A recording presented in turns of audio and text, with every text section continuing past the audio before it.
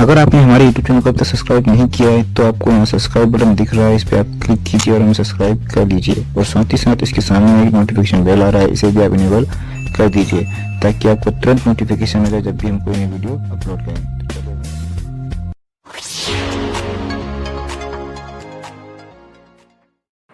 Hello friends, welcome to Garg IAS and PHC classes.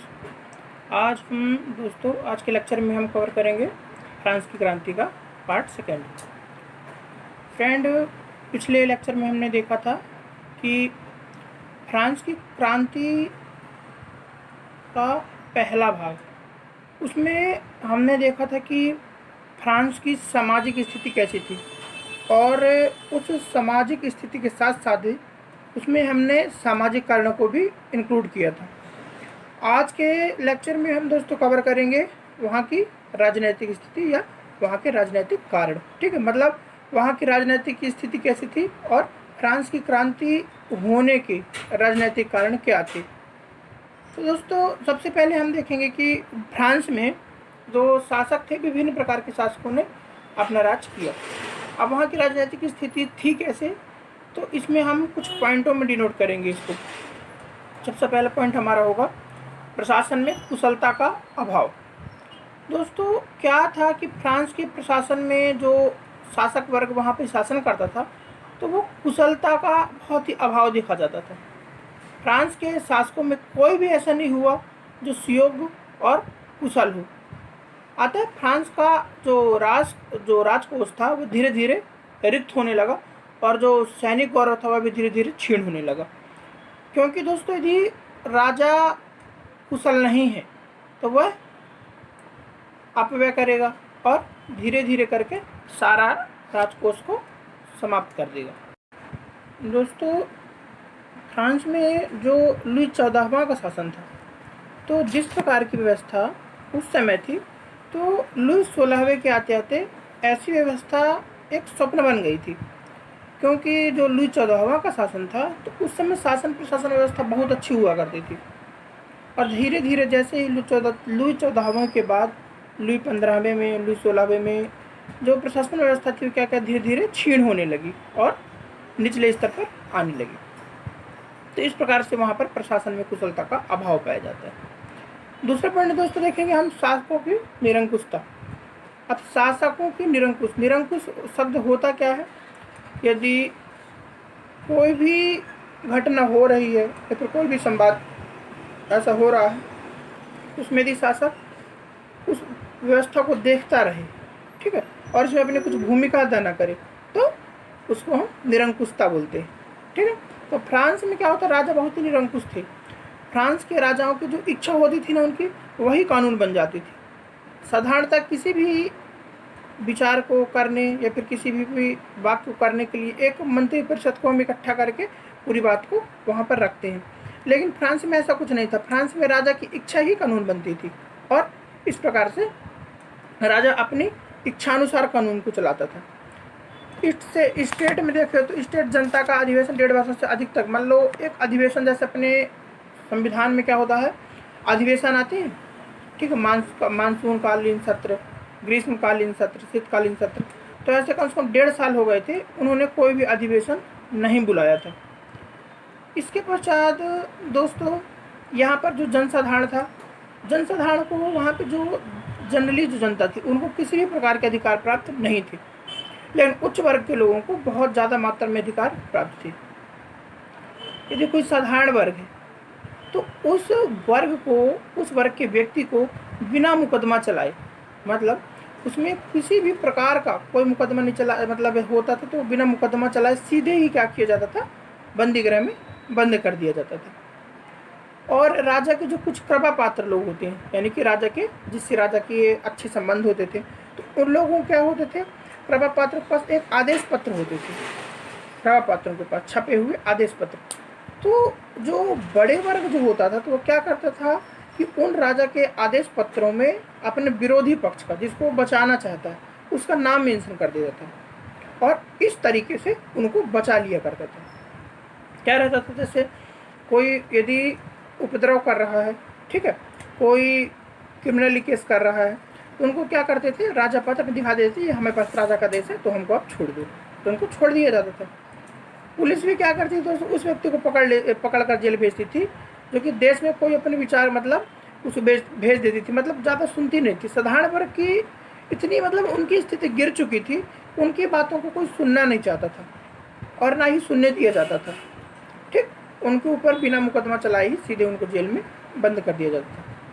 देश में कोई भी व्यक्ति अपने विचारों को स्वतंत्रता रूप से नहीं रख सकता था, ना कोई व्यक्ति भाषण दे सकता था। अतः जनता क्रांति के लिए उत्सुक थी। समझ रहे बात को? मतलब जनता का निचला वर्ग जो है वो दबते जा रहा था। तो धीरे धीरे क्या हो रहा था, उनमें एक लौ जलते जा रही थी। ठीक है, अब हमको क्रांति करना है। नेक्स्ट दोस्तों, थर्ड हम यहाँ पे देखो तो अपव्यय। अपव्यय मतलब जरूरत से अधिक व्यय। तो देखो, राज दरबार का जो व्यय था दोस्तों, तो बहुत ही ज़्यादा मात्रा में था। राज्य की संपूर्ण आय राजा, रानी और दरबारी जो वहाँ पर रहते थे, उनकी विलासिता पर भी व्यय हो जाती थी। जो राजमहल थे, तो राजमहल में राजा की सेवा के लिए 1600 सेवक, महारानी की नौकर, 500 दासियां नियुक्त थी। अब आप सोच कर देखिए, राजा की सेवा के लिए हमारा पूरा जो फ्रांस देश था, तो पूरी तरीके से क्या था, वहाँ पर बहुत ज़्यादा पैसे की मारामारी थी, बहुत ज़्यादा आर्थिक व्यवस्था वहाँ की गड़बड़ा रही थी। फिर भी लेकिन उस समय भी राजा के लिए 1600 सेवक और उनकी 500, रानी के लिए 500 दासियां वहाँ पर नियुक्त थी। राजा के जो घुड़साल थी, मतलब जो घुड़साल थी, उसमें 1800 घोड़े। अब आप सोच सकते हैं कि 1800 घोड़े जो हैं, तो उनको खाने के लिए कुछ तो लगता होगा, और 200 गाड़ियाँ थी। राजमहल का जो मतलब हर एक बजट रहता है ना कि हमारे महीने 5000 रुपये खर्च हो रहा है, हमें घर का बजट इतना है, तो राज दरबार का जो बजट था तो 1200 करोड़ रुपए से अधिक था एक साल का, राजमहल का वार्षिक व्यय।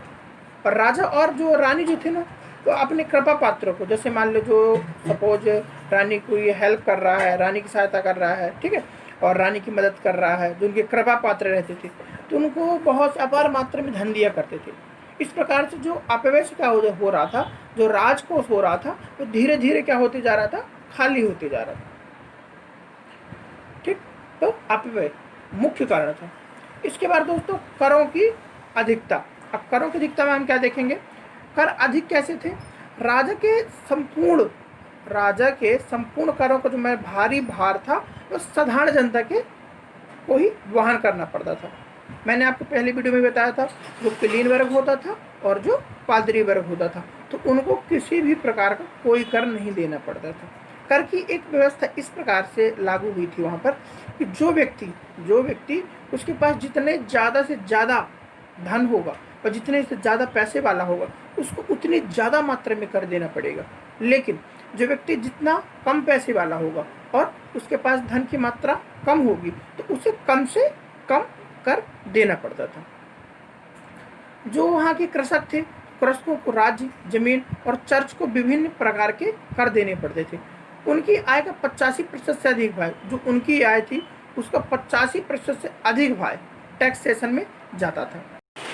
इतने जो कर लगते थे तो सही है, ठीक है, लेकिन इन करों के बावजूद भी जो वहाँ की साधारण जनता होती थी, उन पर इनकम टैक्स लगाया जाता था, यानी कि आय कर। वो भी कैसे लगाया जाता था, उनके घर और घर आदि को देख करके। अर्थात जो व्यक्ति का घर जितना ज़्यादा अच्छा होगा उसको कम टैक्स देना पड़ेगा, और जिसका घर ज़्यादा ही मतलब ख़राब होगा, झोपड़ी होगी, तो उसे ज़्यादा टैक्स देना पड़ेगा। तो इन भारी जो कर लगाते जा रहे थे, तो जनता में राजा और राज्य के प्रति असंतोष क्या हो रहा था, बढ़ते जा रहा था। और यह जो असंतोष था, आगे चलकर क्रांति का रूप लेता। ठीक है दोस्तों, ऐसी थी यहाँ की कर प्रणाली। तो देखते हैं दोस्तों, नेक्स्ट है राजा की अस्थिरता। तो दोस्तों, राजा कई मामलों पर हम यहाँ देखते हैं राजा अस्थिर था, यानी कि राजा के डरपोक स्वभाव की अस्थिरता भ्रष्टाचार और व्यवस्था उत्पन्न कर रही थी। जो इसका स्तर था वह बहुत निम्न कोटि का था। राजा अपने घर से निकल के बाहर तक ये नहीं देखना चाहता कि हमारा जो राज्य है उसमें कैसी व्यवस्था चल रही है, किसी को कोई कष्ट नहीं, मतलब प्रजा को ध्यान ही नहीं रखता था।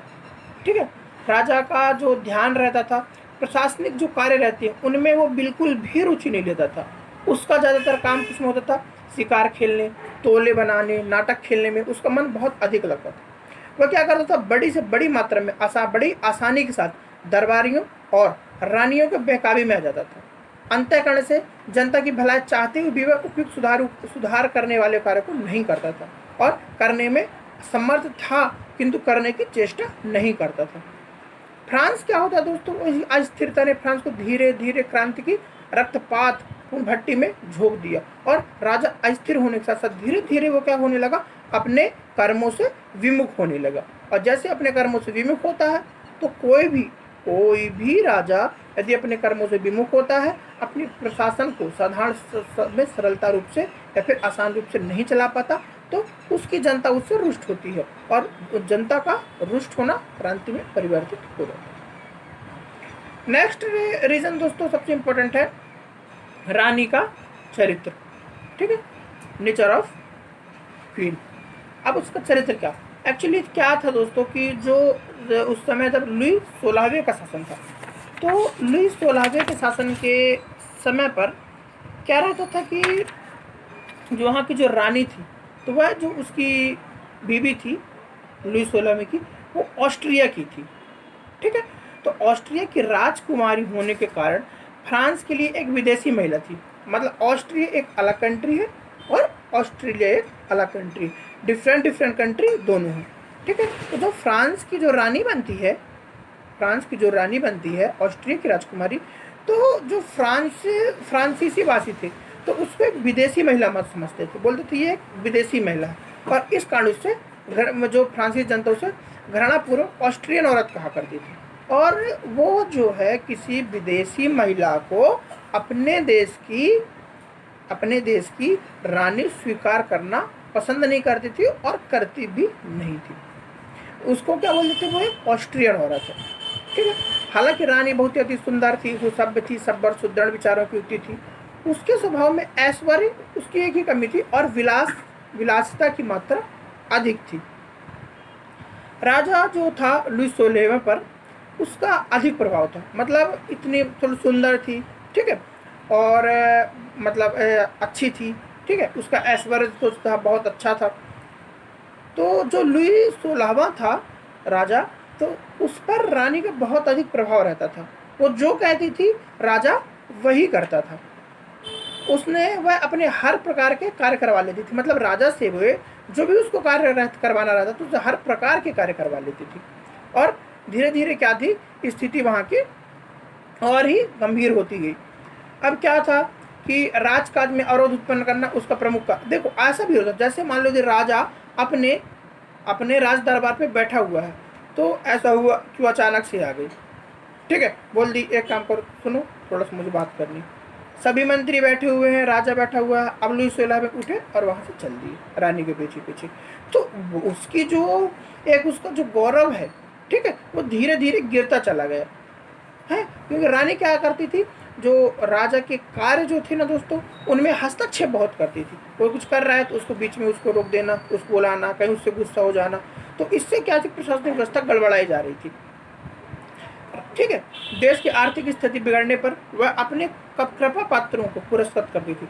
यदि देश की आर्थिक स्थिति गड़बड़ा रही है तो ये नहीं देखती थी कि हमारे देश में बहुत ही मतलब पैसे की ज़रूरत है, समस्याएं हैं, वो ऐसा कुछ भी नहीं देखती थी। उसको क्या मतलब था कि अपने कृपा पात्रों को ज़्यादा से ज़्यादा धन देती और पुरस्कृत करती थी, बहुमूल्य आभूषण देती थी। इसलिए जो फ्रांस की जनता थी उससे क्या होती जाती थी, धीरे धीरे रुष्ट होती जाती थी और रुष्ट होने के अंत में क्रांति में परिणाम बदल गया। इसलिए दोस्तों जो लुई 14वें का शासन था, तो लुई 14वें का शासन काफ़ी मात्रा में अच्छा था, किंतु लुई 16वें के आते आते व्यवस्था क्या हो, काफ़ी मात्रा में क्या हो गई, बिगड़ती चली गई और अंत में क्रांति तक आ पहुंची। ठीक है दोस्तों, तो आज हमने फ्रांस की क्रांति में क्या देखा कि फ्रांस की क्रांति होने के राजनीतिक कारण क्या थे। ठीक है, कि राजनीतिक मतलब राजा की तरफ से कौन से मतलब कितने कृत्य किए गए थे, कैसे कार्य किए गए थे, जिससे जनता रुष्ट हुई और वह फ्रांस की क्रांति करने के लिए आगे बढ़ी। ठीक है दोस्तों, तो अब इस चैप्टर को यहीं पर समाप्त करते हैं। ये वीडियो यदि आपको पसंद आई हो तो वीडियो के जस्ट नीचे लाइक का बटन होगा, उस वीडियो को लाइक करें। और दोस्तों वीडियो देख के आपको कैसा लगा तो अपने सुझाव कमेंट में हमें लिखें, ठीक है, कमेंट करें हमें वीडियो में। और दोस्तों ये वीडियो का जो हमारा जो चैनल इसको सब्सक्राइब कर लें। जैसे आप हमारे वीडियो ओपन करेंगे जो यहाँ पे सब्सक्राइब का बटन होगा उसमें क्लिक करेंगे और बाजू में एक बेल आइकन होगा तो उसको प्रेस कर देंगे दोस्तों। जैसे हमारा वीडियो स्टार्ट होता है ना, वैसे शुरू में बताया जाता है कि हमको कैसे सब्सक्राइब करना है और कैसे बेल आइकन प्रेस करना है। तो बेल आइकन प्रेस कर लें दोस्तों, ताकि हम जब भी अपने वीडियो डालें तो नोटिफिकेशन आपके मोबाइल में जाता रहे। ठीक है फ्रेंड्स, तो अब हम आपसे विदा लेते हैं, ठीक है। तो मिलते हैं नेक्स्ट वीडियो में एक नए लेक्चर के साथ। तब तक आप घर पर रहिए, सुरक्षित रहिए।